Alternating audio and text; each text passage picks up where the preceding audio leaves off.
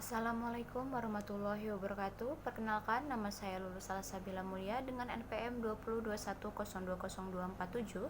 Di sini saya akan mempresentasikan sifat dan karakteristik hukum Islam guna memenuhi tugas dalam mata kuliah Filsafat Hukum Islam dengan dosen pengampu Bapak Hervin Yoki Pradikta MHI. Baiklah, langsung saja kita masuk ke materinya. Yang pertama, sempurna. Kesempurnaan artinya lengkap atau utuh, lengkap segalanya. Kesempurnaan hukum Islam dapat dilihat dengan diturunkannya syariat Islam dalam bentuk yang umum dan mengglobal permasalahannya. Kecuali hal-hal yang bersifat langgeng, Nas membuat prinsip dalam terperinci, konkret dan teknis.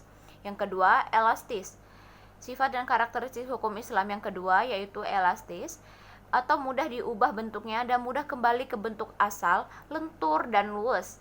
Keelastisannya mencakup di segala bidang kehidupan manusia, baik jasmani maupun rohani, baik mengenai hubungan manusia dengan Tuhannya maupun hubungan interaksi sesama manusia, juga tuntutan mengenai kehidupan manusia di dunia dan di akhirat. Yang ketiga, universal, atau yang berarti umum, berlaku untuk semua orang atau untuk seluruh dunia, bersifat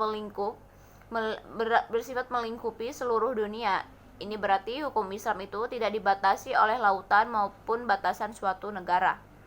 Yang ketiga, dinamis. Dinamis dalam KBBI dijelaskan makna dari kata dinamis adalah penuh semangat dan tenaga sehingga cepat bergerak dan mudah menyesuaikan diri dalam keadaan dan sebagainya. Kedinamisan hukum Islam terletak pada dasar-dasar yang menjadi dasar dan tiang pokok bagi hukum. Dasar-dasar pokok itulah yang menjadi sumbu kekuatan, kelemahan, kemudahan, dan kesukaran dalam menetapkan hukum Islam. Kemudian, sistematis. Syariat Islam bersifat sistematis, artinya ia mencerminkan sejumlah doktrinnya bertalian dan berhubungan di antara satu dengan lainnya secara logis. Beberapa lembaganya saling berhubungan satu dengan lainnya.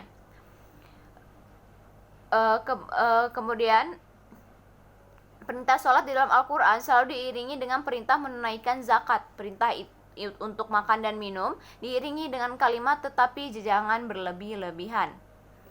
Demikian pula dengan lembaganya, pengadilan dalam Islam tidak akan memberikan hukum potong tangan bagi pencuri bila keadaan masyarakat sedang kacau dan terjadinya kelaparan. Tidak akan memberikan hukuman rajam bagi pezina dan kebiasaan berpakaian yang belum ditetapkan sebagaimana yang dikehendaki oleh hukum Islam itu sendiri. Kemudian, hukum Islam bersifat ta'budi dan ta'akuli.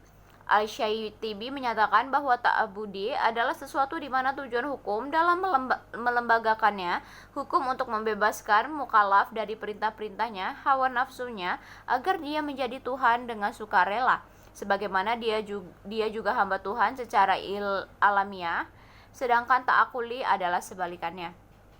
Bersifat ta'abudi. Lebih jelasnya, ta'abudi adalah suatu bentuk ibadah yang tujuan utamanya untuk mendekati diri kepada Allah, yakni beriman kepadanya dan segala konsekuensinya berupa ibadah yang mengandung sifat ta'abudi murni.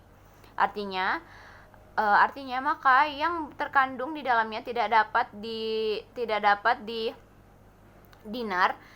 dinar atau suprarasional. Manusia harus menerima apa saja yang telah ditetapkan oleh syariat. Kemudian yang kedua yakni ta'akuli, berbentuk dalam bidang muamalah.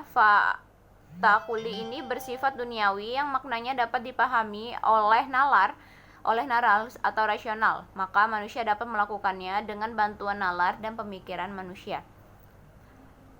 Baiklah, sekian penjelasan dari saya. Semoga dapat dipahami bagi saya dan maupun teman-teman yang telah mendengarkan. Kurang lebih saya minta maaf kepada Allah, saya mohon ampun. Billahi taufiq wal hidayah. Wassalamualaikum warahmatullahi wabarakatuh.